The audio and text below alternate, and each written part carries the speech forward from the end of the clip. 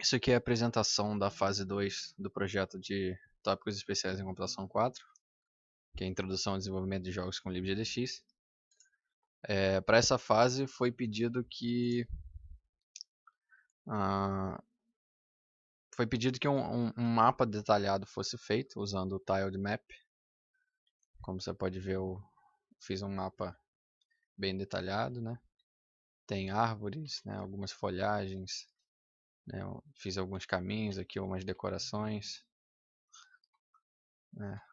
Caminho para cá, aqui eu tentei fazer uma espécie de labirinto, né? Com objetos. Aqui tem uma entradinha, alguns objetos. Aqui eu fiz uma outra área também, aqui embaixo.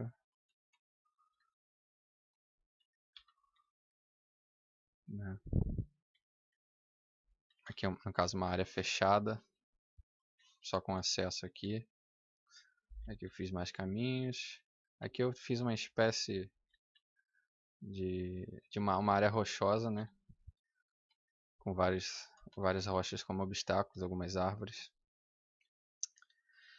Bom, uma outra coisa que foi pedido é que o personagem não ultrapassasse os limites do mapa. Então toda vez que eu chegar a uma borda do mapa, ele não ultrapassa. Você vê que eu estou tentando sair e eu estou sempre voltando à posição dele. Tanto no limite à esquerda, no limite superior. Vamos ver agora no limite inferior. Ó. Inferior também não vai. E no limite à direita também não ultrapassa. Bom, foi pedido também que a câmera seguisse o personagem. Você vê toda vez que eu movo o personagem, a minha câmera está seguindo sempre com ele no centro. E quando eu chegasse à borda, ó, você vê que a câmera para de seguir e somente o personagem se move. A câmera fica parada. Mas quando eu começo a voltar para o meio do mapa, a câmera volta a seguir o personagem. Uma outra tarefa que foi pedida é que o personagem se movesse com o acelerômetro, no caso no dispositivo Android, e com um toque na tela. Né? No caso, aqui seria um clique do mouse. Né? Então, por exemplo, se eu quiser que o meu personagem vá para essa pedra aqui, né? Aqui na frente dessa pedra, eu clico e ele vai. Né? Infelizmente, o meu projeto está com um bug que quando eu uso, depois de usar a movimentação por toque na tela, eu não consigo mais usar a movimentação por teclado. No caso, no dispositivo Android, eu não conseguiria utilizar a movimentação por acelerômetro. Eu tentei debugar, tentei achar esse erro, mas eu não consegui. Não sei por que está acontecendo isso. Você vai ver que se eu tentar andar, ó, ele sempre volta para a posição onde eu cliquei.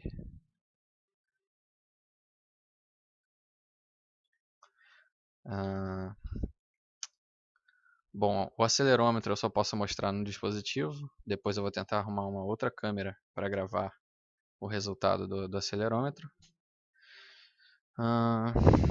Bom, então vamos ver como é que é o código, como é que eu fiz isso. Bom, para o personagem não ultrapassar os limites do mapa, eu fiz uma série de comandos if, né, no método update do personagem. Cadê? Aqui. Né? Esse trecho de código aqui ele é responsável por manter o personagem dentro dos limites do mapa. Né? E aqui eu verifico para cada limite, né, para cada...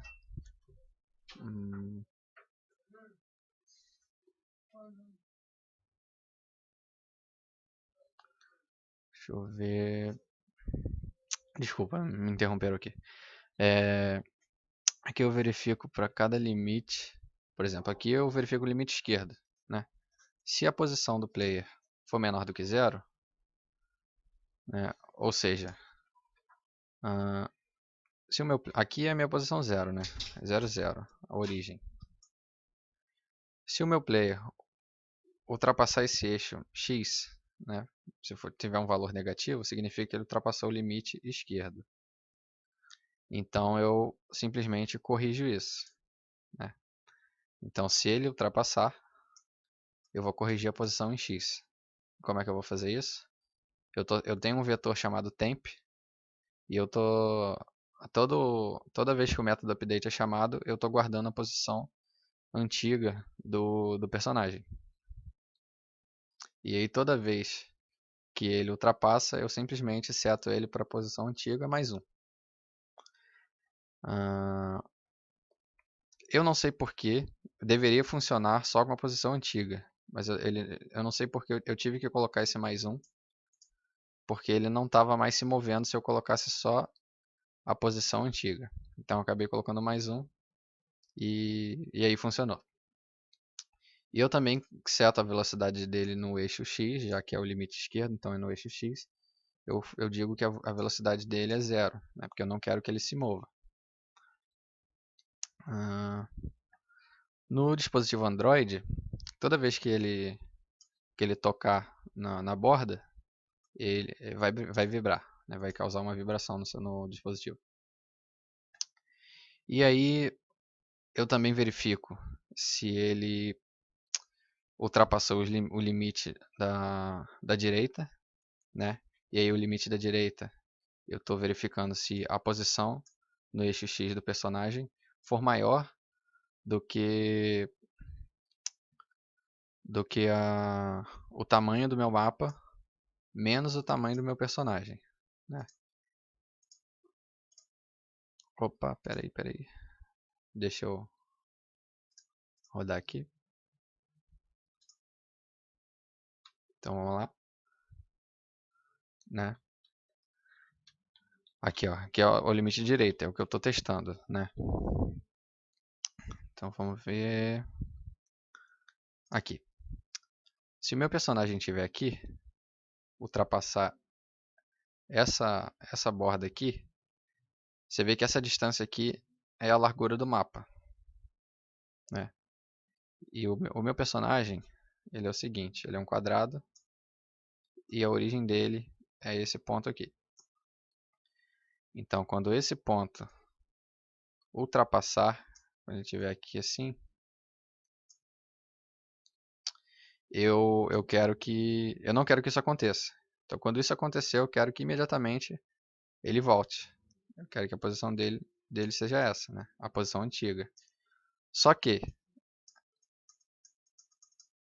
eu tenho que colocar esse menos 32, porque nessa tela aqui, se eu simplesmente voltar, eu não sei porquê, mas a tela do desktop ele está comendo esse pedaço direito, ele também está comendo esse pedaço inferior.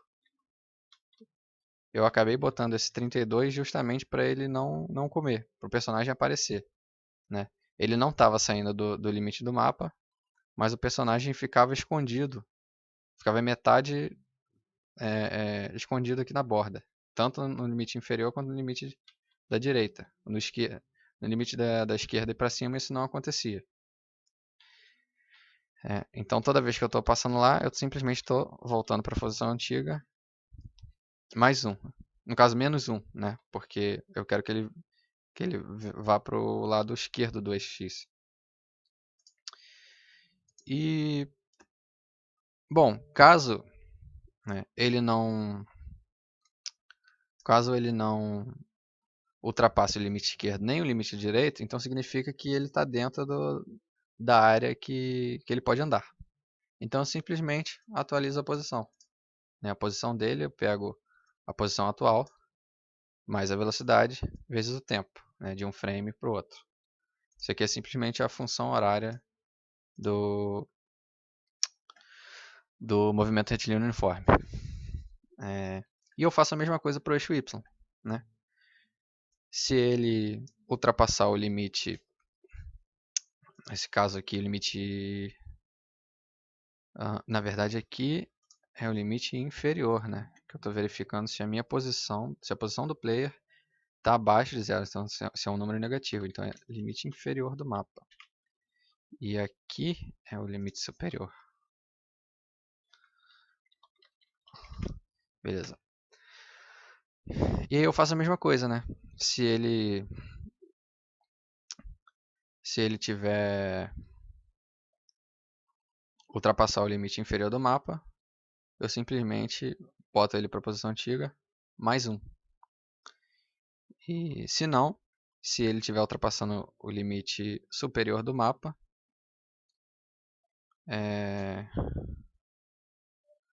eu volto ele, né, para a posição antiga, mas nesse caso menos 1, né, porque eu quero que ele vá para o eixo negativo. E aqui no eixo Y também, eu seto a velocidade para 0, né, nos dois casos. Caso ele não ultrapasse esses limites, eu simplesmente atualizo a posição no eixo Y, né, a mesma função horária do MRU. Então é assim que ele não ultrapassa as bordas do mapa, né? Agora vamos ver como é que eu fiz para a câmera ficar seguindo o personagem e para ela se manter no mapa também. Aqui. Bom, deixa eu abrir um arquivinho aqui. Opa. Cadê? Aqui. Vamos olhar o código. Aqui, né, a câmera ela tem um valor mínimo e máximo para cada eixo, né, porque a câmera é um retângulo. Então ela tem um valor mínimo e um valor máximo, tanto para o eixo X quanto para o eixo Y. Então aqui a gente calcula, né? Para a gente pegar o ponto mínimo da câmera em X, a gente vai pegar o zoom e multiplicar pela viewport dividido por 2, né? Pela metade da viewport da câmera.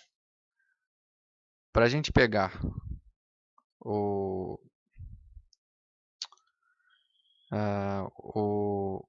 ponto máximo da câmera, a gente vai pegar a largura do mapa menos o ponto mínimo da câmera. E a mesma coisa para o eixo Y, né? Ao invés de usar a largura aqui, a gente vai usar a altura. Mas para pegar o ponto mínimo é a mesma coisa. E aí a gente vai fazer o seguinte. Antes de fazer essas operações com a câmera, a gente está atualizando o player. Então aqui embaixo a gente faz a câmera seguir o player, né? Então a gente está usando aqui, ó, o Camera Position Set. Então a gente está setando a nossa câmera para uma posição. E que posição é essa? Né? O set ele vai receber 3 valores, né? A posição no eixo X, Y e Z. Nesse caso, como é um jogo 2D, a gente não usa o eixo Z, então a gente simplesmente coloca 0. Porque o libgdx ele é um framework para desenvolvimento de jogos 3D. Né? O 2D é só uma extensão, é porque dá para desenvolver jogos em 2D, mas ele foi inicialmente construído para jogos 3D. Então, a gente vai trabalhar só com o eixo X e Y. Né? No eixo Z, a gente vai simplesmente setar em 0. Bom, então em X, o que a gente vai fazer? Aqui a gente tem um método min, né, da biblioteca math. Esse min, ele simplesmente vai pegar o menor valor desses parâmetros. Né? Dos parâmetros que você passa para a função min, ele vai pegar o menor valor. Então ele vai escolher o ponto máximo em x da câmera, ou ele vai escolher o máximo entre esses dois valores que está numa outra função, a max. Né? Ele pega ou o max da câmera em x, ou então ele pega o max da câmera ou o max entre esses dois, né? Entre a posição x do player e a posição mínima ponto mínimo da câmera em x. Então como é que vai funcionar isso aqui? Por exemplo, A gente vai ver. O max da câmera em x é esse aqui. Vamos pegar o máximo. O outro ponto a ser analisado é o máximo entre esses dois pontos. O mínimo da câmera e o máximo e o ponto x do player. O ponto x do player é maior do que o mínimo da câmera. Então ele é o max. Agora, entre esses dois aqui, quem é o mínimo? É o ponto x, é o player x, é o max da câmera. O mínimo é o x. Então, a posição x da câmera vai receber a posição x do player. E a mesma coisa para o y. Né? A gente vai pegar o máximo entre o mínimo da câmera e o p de y. Né? O y do player. Nesse caso aqui, quem é o máximo? O player, que está mais acima. Agora a gente vai comparar com esses dois. Quem é o mínimo? Né? Como o max está acima do y do player, o PY é o mínimo, então a gente vai setar o Y da nossa câmera nessa posição. Então, dessa forma, está sempre seguindo o player, né? Ele está sempre recebendo a posição do player. No caso, quando o player ultrapassar, né? quando a nossa câmera chegar nas bordas, quando a gente for fazer essa verificação, a gente vai ver que vai dar o contrário. O mínimo não vai ser mais o PY nem o PX. E aí a gente vai botar, vai botar esses valores, né? O max ou o min.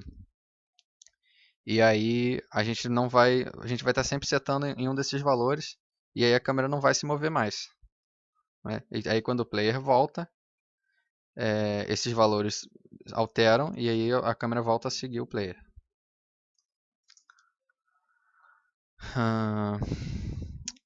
Mais o que? E agora a movimentação por touch. Aqui.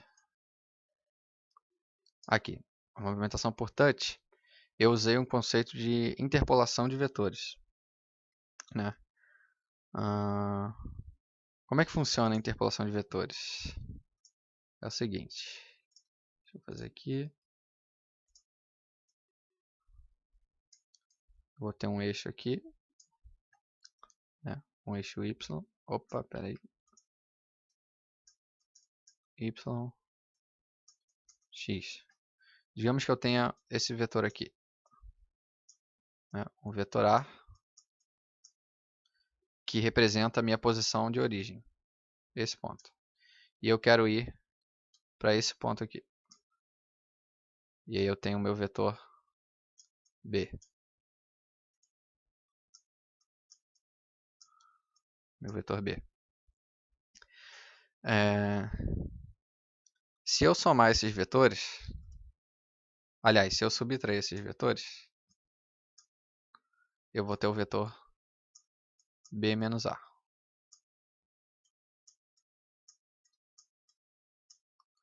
Né?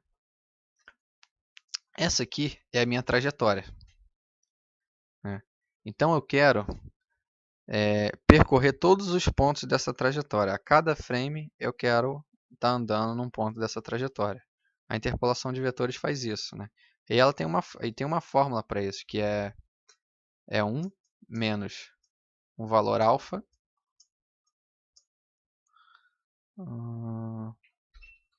Valor alfa. Oi. Pô, pai, pera aí que eu tô ocupado aqui. Pera aí.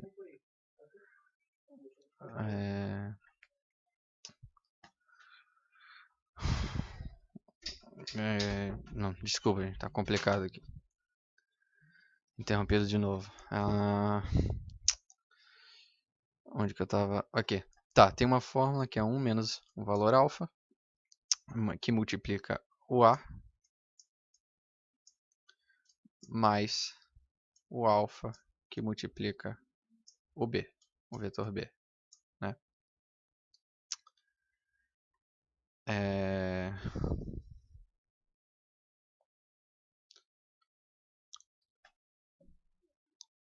Enfim, eu não sei como é que funciona, mas exatamente o conceito de vetor dessa equação, mas eu utilizei isso aqui. Assim, o que está acontecendo é que cada frame ele está pegando um ponto e está percorrendo esse vetor até chegar no ponto de origem. E essa função é a função lerp, né? Então, aqui no meu Word Controller, eu tenho um método chamado touchdown, né? Então, quando eu toco na tela, ou quando eu clico no botão esquerdo do mouse, eu crio um vetor com a posição da tela e eu uso esse método camera unproject. O que ele faz é pegar a posição da tela e transformar em posição do mundo.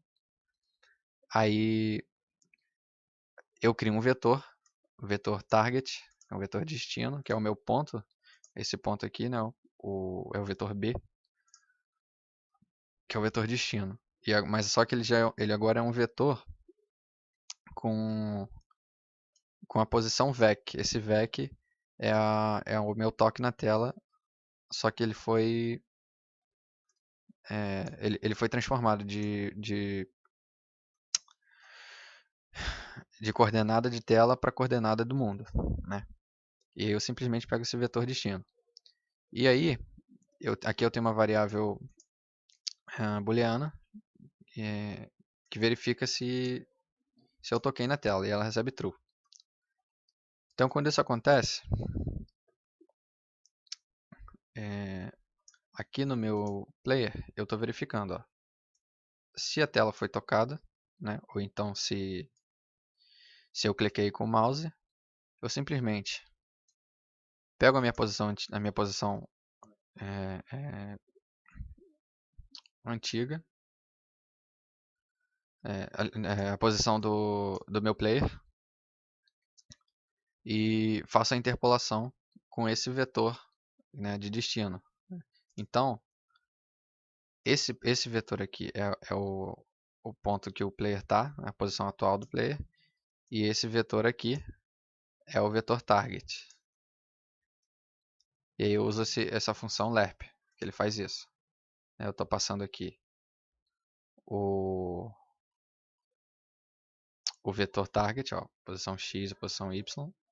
E esse aqui é o valor de alfa, né? É o quão rápido, né? Esse alfa aqui serve para dizer o quão rápido você vai percorrer esse vetor aqui. Opa, peraí. Aqui não. E aí, depois de fazer isso, eu simplesmente seto a posição no meu player para esses pontos, né? Então, eu faço isso sempre. E aqui eu verifico, né? Se a posição do meu player,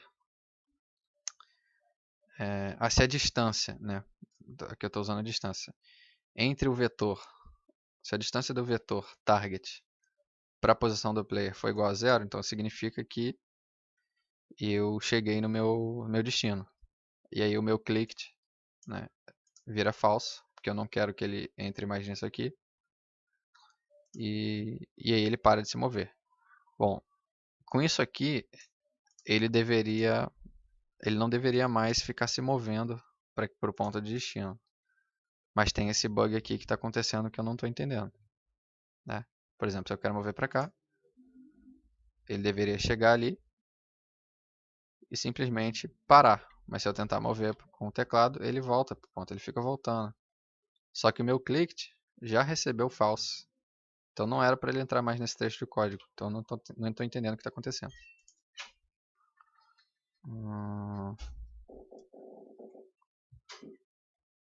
Aí agora, bom, já falei do mapa, da câmera, dos limites do mapa.